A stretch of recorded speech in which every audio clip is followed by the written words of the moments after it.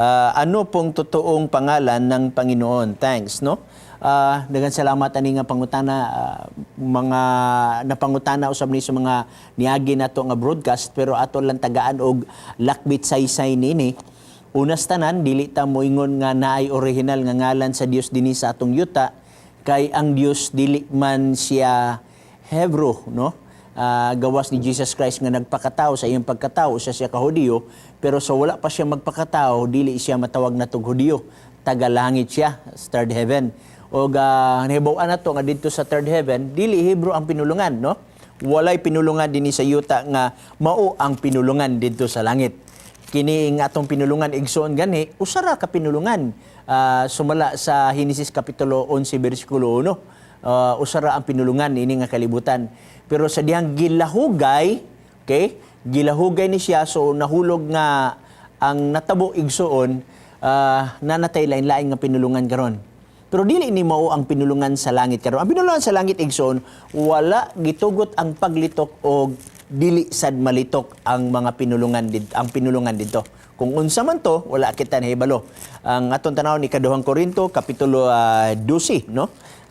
Adunay gipahayag dinhi ang balang kasulatan, Korinto 12 sa iyang bersikulo sugutas 2. Nakaila ako og tao nga anaa kang Kristo nga napulog upat ka tuig na karon, gisakaw dala ngadto sa ikatulong langit, kung gawas siya sa lawas o sulod sa lawas wala ako nahibalo, og ako nasayod nga kinintawhan na gisakaw dala ngadto sa paraiso. Okay? Og sa verse 4 na yon, og didto iyang hindunggan ang mga pumulong-pulong nga dili arang malitok, nga gidili sa tao ang paglitok. So ang pinulungan sa langit dili arang malitok o gidili sa tao ang paglitok. Muna nga, kini atong mga pinulungan igsoon, ginadawat gyapon ni sa Ginoo, walay problema niya na. Kaya ang Ginoo ramay siya naghatag natong kaalam kung saan nato paggamit ang atong gitawag natong communication. When in fact, wala na gidili sa Ginoo nga kung ikaw usa ka Hebro, kinahanglan Hebro ra gid imong pinulungan, o usa ka Pilipino, kinahanglan magtuon gyud ka og Hebro, kung dili man ka theologian, magtuon gyud ka, no, wala na siya diha. Kung imo nadumduman si Daniel og ang tulo niya ka mga amigo, na nailog ang ilang nasod ngadto sa Babylonia, ang ilang mga pangalan gipang-ilisan, no? Kung imong tan-awon igsuon ang mga pangalan nga gipang-ilisan na dinis Daniel kapitulo 1, no? Makitaan man to dinhi. Unya, wala man tay nahatag dinhi nga nabasa nga komentaryo nga nasala na ang ilang pangalan nga nausab, no? Tanaw nato igsuon dinhi sa bersikulo 7, kapitulo 1 sa bersikulo 7, nagingon diri igsuon. Og ang prinsipe sa mga eunuko mihatag kanila sa mga ngalan. Si Daniel mihatag siya sa ngalan nga Belteshazzar. So, gikan sa Daniel, nailisan nga to sa Belteshazzar. Unya nahibalo ta ang word nga Daniel is duha man ka pulong kung imong bungkagon, Dan og Il, og ang El means God, Dan means judgment, so therefore it is a judgment of God. Pero ang word nga Daniel, gilisan og Belteshazzar, no? So, imo makita, ang ikaduha nini, si Ananias, gilisan nila o gitawag na to og Shadrach, no? Ang gitawag na to og Hananya, gilisan og Shadrach, o sugikan sa Hebro, ngadto sa Babylonian nga pinulungan, nga ang word nga gitawag na to og Shadrach idsoon, makita na to dinhi, nga gitawag na to dakuman of Ako. Gikan sa word nga Hananya, which means Yahweh is gracious, ngadto sa Shadrach nga gitawag og dakuman of Ako.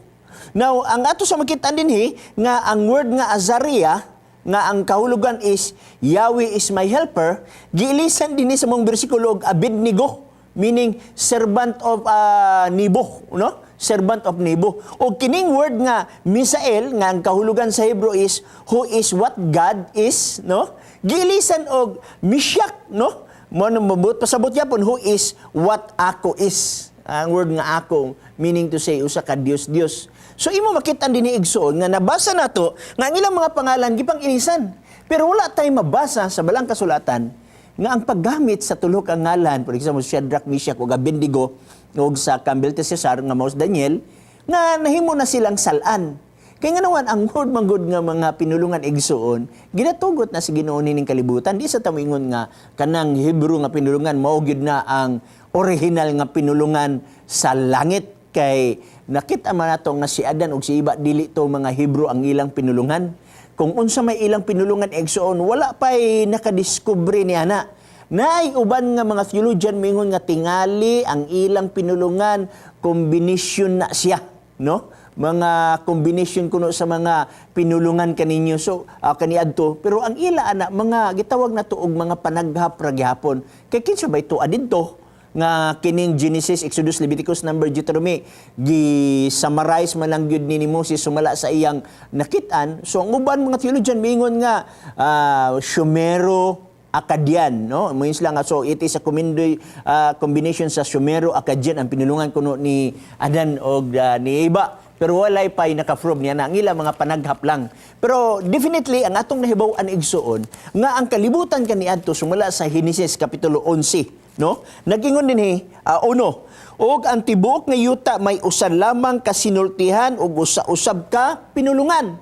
Usa ka sinultihan, usa ka pinulungan.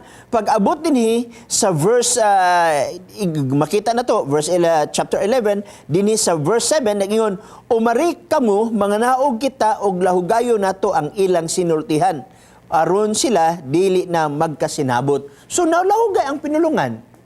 Katong original nga pinulungan nawala. Original sa earth dili original dito gikan sa heaven. Original ni sa earth nga mo'y gigamit ni Adan og ni Eva nga pinulungan. Kung unsa man to, wala at kabalo, pero gilahugay na kini. Now, ang atong mga pinulungan kani igsoon ga-evolve, no? Gailis-ilis ang mga kahulugan, meaning to say, dili gyud ingon nga pure language, nga mo language dito sa heaven.